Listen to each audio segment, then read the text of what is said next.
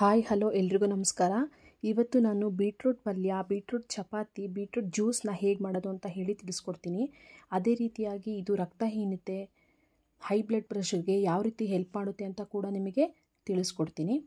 ಮೊದಲಿಗೆ ನಾನು ಬೀಟ್ರೂಟ್ ಚಪಾತಿ ಮಾಡೋಕ್ಕೆ ಏನೇನು ಬೇಕು ಅಂತ ನಿಮಗೆ ತಿಳಿಸ್ಕೊಡ್ತಾ ಇದ್ದೀನಿ.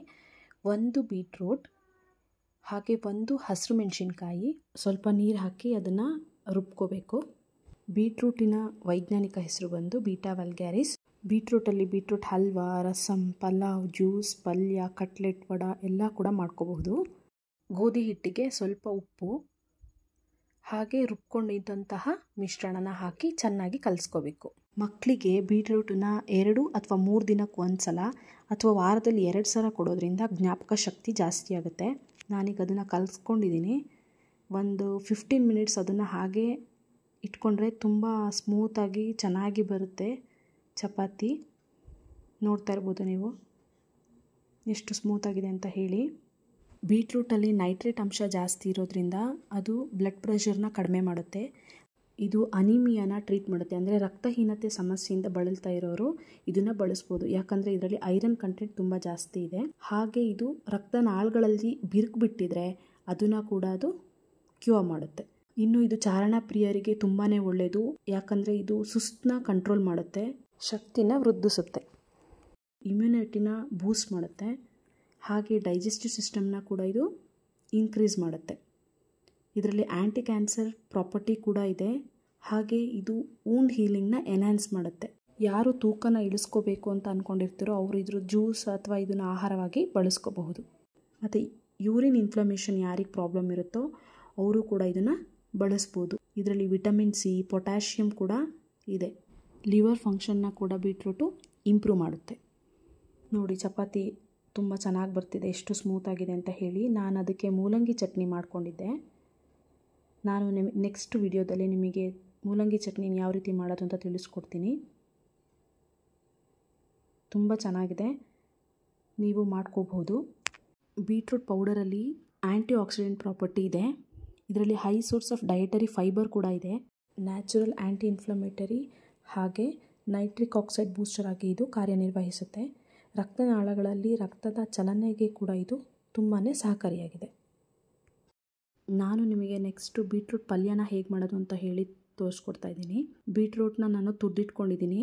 ಇದಕ್ಕೆ ಬೇಕಾಗಿರುವಂಥ ಇಂಗ್ರೀಡಿಯೆಂಟ್ಸು: ಒಂದು ಈರುಳ್ಳಿ, ಬೆಳ್ಳುಳ್ಳಿ 5ರಿಂದ 6 ಎಸಳು, ಸಾಸಿವೆ, ಕರಿಬೇವು, ಒಣಮೆಣಸಿನ್ಕಾಯಿ 2, ಹಸಿಮೆಣಸಿನ್ಕಾಯಿ 2, ಉಪ್ಪು, ಎಣ್ಣೆ, ಕೊತ್ತಂಬರಿ ಸೊಪ್ಪು. ಮೊದಲಿಗೆ ಒಂದು ಕಡಾಯಿಗೆ ಎಣ್ಣೆ ಹಾಕ್ಕೊಂಡು ಅದಕ್ಕೆ ಬೆಳ್ಳುಳ್ಳಿ, ಸಾಸಿವೆ, ಒಣಮೆಣಸಿನ್ಕಾಯಿ, ಕರಿಬೇವು ಹಾಕಿ ಚೆನ್ನಾಗಿ ಸ್ಟೀರ್ ಮಾಡ್ಕೊತಾ ಇದ್ದೀನಿ. ಬೀಟ್ರೂಟಲ್ಲಿ ವಿಟಮಿನ್ ಬಿ ಇರೋದ್ರಿಂದ ಚರ್ಮ ಮತ್ತು ಉಗುರಿನ ಆರೋಗ್ಯಕ್ಕೆ ತುಂಬ ಒಳ್ಳೆಯದು. ಹಾಗೆ ತಲೆ ಕೂದಲು ಬೆಳವಣಿಗೆಗೂ ಕೂಡ ಇದು ತುಂಬಾ ಒಳ್ಳೆಯದು. ನಾನಿವಾಗ ಅದಕ್ಕೆ ಹಸಿಮೆಣಸಿನ್ಕಾಯಿ ಹಾಕಿ ಫ್ರೈ ಮಾಡ್ಕೊತಾ ಇದ್ದೀನಿ. ಇನ್ನು ಸಕ್ಕರೆ ಕಾಯಿಲೆ ಇರೋರು ಕೂಡ ಇದನ್ನು ಬಳಸ್ಬೋದು. ಯಾಕಂದರೆ ಇದರಲ್ಲಿ ಪೊಟ್ಯಾಷಿಯಮ್ ಇದೆ, ಹಾಗೆ ಮ್ಯಾಂಗ್ನೀಸ್ ಇದೆ. ಇದು ಶುಗರ್ ಲೆವೆಲ್ನ ಕಂಟ್ರೋಲ್ ಮಾಡುತ್ತೆ. ಅಮೇರಿಕನ್ ಡಯಾಬಿಟಿಸ್ ಅಸೋಸಿಯೇಷನ್ ಕೂಡ ಹೇಳಿದೆ ಬೀಟ್ರೂಟ್ನ ಬಳಸೋದ್ರಿಂದ ಯಾವುದೇ ರೀತಿ ಡಯಾಬಿಟಿಸ್ ಬರಲ್ಲ ಅಂತ ಹೇಳಿ. ಬಟ್ ಅಲರ್ಜಿ ಇರೋರು ಇದನ್ನು ತಿನ್ನೋದು ಬೇಡ. ನಾನೀಗ ಈರುಳ್ಳಿ ಹಾಕ್ಕೊಂಡು ಫ್ರೈ ಮಾಡಿಕೊಂಡೆ. ಅದಾದಮೇಲೆ ಸ್ವಲ್ಪ ಅರಿಶಿನ ಪುಡಿ ಹಾಕ್ಕೊತಾ ಇದ್ದೀನಿ. ಹಸಿ ವಾಸನೆ ಹೋಗೋ ತನಕ ಅದನ್ನು ಫ್ರೈ ಮಾಡ್ಕೋಬೇಕು. ಅಜೀರ್ಣ, ಮಲಬದ್ಧತೆ ಇರೋರು ಇದನ್ನು ಬಳಸ್ಬೋದು. ಚರ್ಮದ ಕಾಂತಿಗೆ ಕೂಡ ಇದು ತುಂಬ ಒಳ್ಳೆಯದು. 3 ಬೀಟ್ರೂಟನ್ನು ನಾನು ತೊಳೆದಿಟ್ಕೊಂಡಿದ್ದೆ, ಅದನ್ನು ಹಾಕ್ಕೊಂಡು ಸ್ಟಿರ್ ಮಾಡ್ತಾ ಇದ್ದೀನಿ. ಇದು ಲಿವರ್ ಫಂಕ್ಷನ್ನ ಇಂಪ್ರೂವ್ ಮಾಡುತ್ತೆ ಅಂತ ಹೇಳಿದೆ. ಯಾಕೆ ಅಂದರೆ ಇದರಲ್ಲಿ ಫೈಬರು ತುಂಬ ಹೆಚ್ಚಿಗೆ ಇದೆ, ಹಾಗೆ ಎಸೆನ್ಷಿಯಲ್ ಮಿನರಲ್ಸ್ ಕೂಡ ಇದೆ. ಫ್ಯಾಟಿ ಲಿವರ್ ಇರೋರು ಇದನ್ನು ಹೋಮ್ ರೆಮಿಡಿಯಾಗಿ ಬಳಸ್ಕೋಬಹುದು. ಲಿಡ್ ಕ್ಲೋಸ್ ಮಾಡಿ ಒಂದು 5 ಮಿನಿಟ್ಸ್ ಬೇಯಿಸ್ಕೊಂಡಿದ್ದೀನಿ. ನೋಡ್ತಾ ಇರ್ಬೋದು ನೀವು. ಈಗ ಅದಕ್ಕೆ ಸ್ವಲ್ಪ ಉಪ್ಪು ಹಾಗೆ 1 ಗ್ಲಾಸ್ ನೀರು ಹಾಕಿ ಒಂದ್ಸರಿ ಸ್ಟಿರ್ ಮಾಡಿ ಮತ್ತೆ ಮುಚ್ಚಿಟ್ಟು ಒಂದು 5 ಮಿನಿಟ್ಸ್ ಬೇಯಿಸ್ಕೋಬೇಕಾಗತ್ತೆ. ನ್ಯೂಟ್ರಿಯೆಂಟ್ಸ್ ಹೆಚ್ಚಿಗೆ ಇರೋದ್ರಿಂದ ಬೀಟ್ರೂಟಲ್ಲಿ ಲಿವರ್ನ ಡಿಟಾಕ್ಸಿಫೈ ಮಾಡಿ ಫ್ಯಾಟ್ ಎಲಿಮಿನೇಷನ್ಗೆ ಇದು ಹೆಲ್ಪ್ ಮಾಡುತ್ತೆ. ರಕ್ತನಾಳಗಳಲ್ಲಿ ಬ್ಲಾಕೇಜಸ್ ಇದ್ದರೆ ಇದು ಕರಗಿಸುತ್ತೆ. ಹಾಗೆ ಫ್ಯಾಟ್ ಮೆಟಬಾಲಿಸಮ್ ಆಗಿ ಕೂಡ ಇದು ಕಾರ್ಯನಿರ್ವಹಿಸುತ್ತೆ. ತುಂಬ ಜನ ಡಯಾಬಿಟಿಸ್ ಇರೋರು ಇದನ್ನು ತಿನ್ನಬೇಡಿ ಅಂತ ಹೇಳ್ತಾರೆ. ಯಾಕಂದರೆ ಸುಕ್ರೋಸ್ ರಿಲೀಸ್ ಮಾಡುತ್ತೆ ಅಂತ ಹೇಳಿ. ಇದು ಫ್ರಕ್ಟೋಸ್ ಮತ್ತು ಗ್ಲೂಕೋಸ್ನ ರಿಲೀಸ್ ಮಾಡುತ್ತೆ.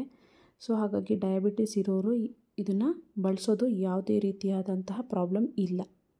ಇನ್ನು ವಾತ, ಪಿತ್ತ ಕೂಡ ಇದರಿಂದ ಕಡಿಮೆ ಆಗುತ್ತೆ. ಈಗಂತೂ beetroot oil, beetroot juice, beetroot powder ಎಲ್ಲ ಕೂಡ ಇದು ಮಾರ್ಕೆಟಲ್ಲಿ ಬಂದಿದೆ. ಚರ್ಮದ ಕಾಂತಿಯ ಹೊಳಪಿಗೆ ಕೂಡ ಬೀಟ್ರೂಟ್ ತುಂಬಾ ಪ್ರಯೋಜನಕಾರಿಯಾಗಿದೆ. ಇವಾಗ ನಾನು ಕೊತ್ತಂಬರಿ ಸೊಪ್ಪು ಹಾಕಿ ಒಂದ್ಸರಿ ಸ್ಟಿರ್ ಮಾಡ್ತಿದ್ದೀನಿ. ನೀವು ಇದನ್ನು ರೊಟ್ಟಿ ಚಪಾತಿ ಯಾವುದ್ರ ಜೊತೆ ಕೂಡ ನೀವು ಸರ್ವ್ ಮಾಡ್ಕೋಬಹುದು. ನಾನು ಅದಕ್ಕೆ ಅಕ್ಕಿ ರೊಟ್ಟಿ ಮಾಡ್ಕೊಂಡಿದ್ದೆ, ನನ್ನ ಫೇವ್ರೆಟ್ ಅಕ್ಕಿ ರೊಟ್ಟಿನೇ. ಹಾಗಾಗಿ ಮೆದುಳಿನ ಚೈತನ್ಯ ಶಕ್ತಿನ ವೃದ್ಧಿ ಮಾಡಿ ಅಲ್ಝೀಮರ್ ಡಿಸೀಸ್ನ ಬರ್ದಲೇ ಇರೋ ಹಾಗೆ ಇದು ತಡೆಯುತ್ತೆ. ಮಕ್ಕಳ ಬೆಳವಣಿಗೆಗೂ ಕೂಡ ಇದು ಅದ್ಭುತವಾದ ತರಕಾರಿ. ಬೀಟ್ರೂಟನ್ನು ನ್ಯಾಚುರಲ್ ಡೈ ಆಗಿ ಬಳಸ್ಕೊತಾರೆ ಕೂದಲಿಗೆ, ಯಾಕಂದರೆ ಇದರಲ್ಲಿ ವೈಬ್ರೆಂಟ್ ರೆಡ್ ಆ್ಯಂಡ್ ಪಿಂಕ್ ಕಲರ್ಗೋಸ್ಕರ. ಇದು ಹೇರ್ ಬ್ರೇಕೇಜಸ್ನ ಕಡಿಮೆ ಮಾಡುತ್ತೆ, ಹಾಗೆ ಹೇರಲ್ಲಿ ಆಗಿರುವಂಥ ಡ್ಯಾಂಡ್ರಫ್ನ ಕೂಡ ಕಡಿಮೆ ಮಾಡುತ್ತೆ.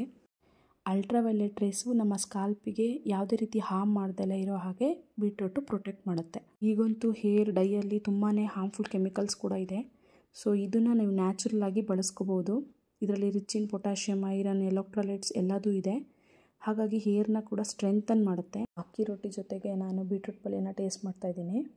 ಚಪಾತಿ ಹಾಗೆ ದೋಸೆಗೂ ಕೂಡ ಇದು ಒಳ್ಳೆ ಕಾಂಬಿನೇಷನ್ನು, ಚೆನ್ನಾಗಿದೆ. ನೀವು ಮಿಸ್ ಮಾಡದೆ ವಾರಕ್ಕೆ ಒಂದ್ಸರಿನಾದರೂ ಬಳಸಿ. ಆರೋಗ್ಯ ನಮ್ಮ ಕೈಯಲ್ಲೇ ಇದೆ ಅನ್ನೋದನ್ನ ನೀವು ಮರಿಬೇಡಿ. ಬೀಟ್ರೂಟ್ ರಸನ ತಲೆಗೆ ಮಸಾಜ್ ಮಾಡೋದ್ರಿಂದ ಬ್ಲಡ್ ಸರ್ಕ್ಯುಲೇಷನ್ನು ಇಂಪ್ರೂವ್ ಆಗುತ್ತೆ, ಹಾಗೆ ಕ್ಲೋಸ್ ಆಗಿರುವಂಥ ಪೋರ್ಸ್ ಓಪನ್ ಆಗಿ ಹೇರ್ ಫಾಲಿಕಲ್ನ ನರಿಷ್ ಮಾಡುತ್ತೆ, ಹಾಗೆ ಹೇರ್ ಫಾಲ್ನ ಕೂಡ ಇದು ರಿಡ್ಯೂಸ್ ಮಾಡುತ್ತೆ. ಬೀಟ್ರೂಟಲ್ಲಿ ಆ್ಯಂಟಿ ಇನ್ಫ್ಲಮೇಟರಿ ಪ್ರಾಪರ್ಟಿ ಇರೋದ್ರಿಂದ ಡ್ಯಾಂಡ್ರಫ್ನ ಟ್ರೀಟ್ ಮಾಡಿ ಕೂದಲನ್ನ ಸ್ಮೂತ್ ಮಾಡುತ್ತೆ. ನೆಕ್ಸ್ಟು ನಾನು ಬೀಟ್ರೂಟಲ್ಲಿ ಜ್ಯೂಸ್ನ ಹೇಗೆ ಮಾಡೋದು ಅಂತ ಹೇಳಿ ನಿಮಗೆ ತಿಳಿಸ್ಕೊಡ್ತೀನಿ. ನಾನು ಒಂದು ಬೀಟ್ರೂಟನ್ನು ತುರಿದಿಟ್ಕೊಂಡಿದ್ದೀನಿ. ಮಿಕ್ಸರ್ ಜಾರ್ಗೆ ತುರಿದಿಟ್ಕೊಂಡಿರುವಂತಹ ಬೀಟ್ರೂಟು, ಇದಕ್ಕೆ ನೀವು ಶುಂಠಿನ ಕೂಡ ಬಳಸಬಹುದು. ನಾನು ಶುಂಠಿನ ಬಳಸ್ತಾ ಇಲ್ಲ, ಅದಕ್ಕೆ ಸ್ವಲ್ಪ ನೀರು ಹಾಕ್ಕೊಂಡು ನಾನು ಮಿಕ್ಸಿ ಮಾಡ್ಕೊತಾ ಇದ್ದೀನಿ. ಸ್ವಲ್ಪ ಗ್ರೈಂಡ್ ಆದಮೇಲೆ ನಾನು ಇದನ್ನು ಮಕ್ಕಳಿಗೂ ಕೊಡೋದ್ರಿಂದ ಸ್ವಲ್ಪ ಕಲ್ಸಕ್ಕರನ್ನ ಬಳಸ್ತಿದ್ದೀನಿ. ನೀವು ಬೇಕಿದ್ರೆ ಬಳಸ್ಬೋದು, ಬೇಡ ಅಂದರೆ ಸ್ಕಿಪ್ ಮಾಡ್ಕೋಬೋದು. ಆ ಒಂದು ಲೋಟಕ್ಕೆ ಹಾಕ್ಕೊಂಡು ಸ್ವಲ್ಪ ಜೇನುತುಪ್ಪ, ನಿಂಬೆಹಣ್ಣಿನ ರಸ 5-6 ಡ್ರಾಪ್ ಹಾಕಿ ಚೆನ್ನಾಗಿ ಸ್ಟಿರ್ ಮಾಡಿ ಕುಡಿಬೋದು. ಇದರಲ್ಲಿ ಕ್ಯಾಲೋರೀಸ್ ಕೂಡ ಇರಲ್ಲ. ಇದು ಎನರ್ಜಿನ ಬೂಸ್ಟ್ ಮಾಡೋದ್ರ ಜೊತೆಗೆ ಆರ್ಥ್ರೈಟಿಸ್ ಪ್ರಾಬ್ಲಮ್ ಇದ್ದರೆ ಅದನ್ನು ಕೂಡ ಕ್ಯೂರ್ ಮಾಡುತ್ತೆ. ಡಯಾಬಿಟಿಸ್ನ ಕಂಟ್ರೋಲ್ ಮಾಡೋದ್ರ ಜೊತೆಗೆ ಲಿವರ್ ಫಂಕ್ಷನ್ನ ಇಂಪ್ರೂವ್ ಮಾಡುತ್ತೆ. ಹೇರ್ ಗ್ರೋತಿಗೂ ಕೂಡ ಇದು ತುಂಬಾ ಒಳ್ಳೆಯದು.